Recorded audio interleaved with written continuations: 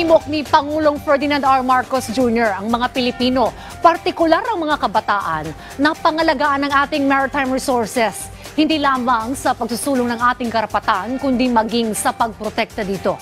Yan ang ulat ni Kenneth Pasyente. Bilang pangalawang pinakamalaking archipelagic country sa buong mundo, nakiisa ang Pilipinas sa pagdiriwang ng Maritime and Archipelagic Awareness Month o MANAMO. Sa kanyang mensahe, ipinunto ni Pangulong Ferdinand R. Marcos Jr. kung gaano kapalad ang bansa sa malawak nitong maritime at archipelagic resources na napapakinabangan anya ng mga Pilipino. Kasabay niya ng paghimok sa mga ito na gawin ang papel bilang tagapangalaga ng naturang yaman. This year's celebration of MANAMO is a clarion call to raise greater consciousness on maritime and archipelagic concerns, as well as to engage our people in protecting our maritime interests and resources from various threats. Binigyang diin din ng Pangulo ang kahalagahan ng pagtutulungan para mapangalagaan ang naturang natural na yaman, lalo na ang papel dito ng kabataan.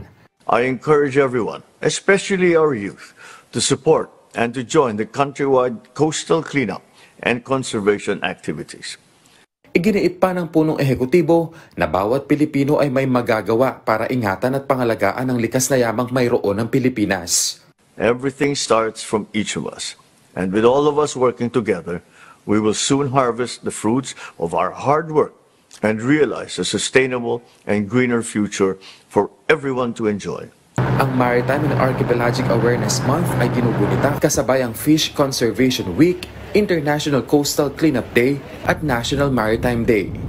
Kenneth Pasyente para sa Pambansang TV sa Bagong Pilipinas.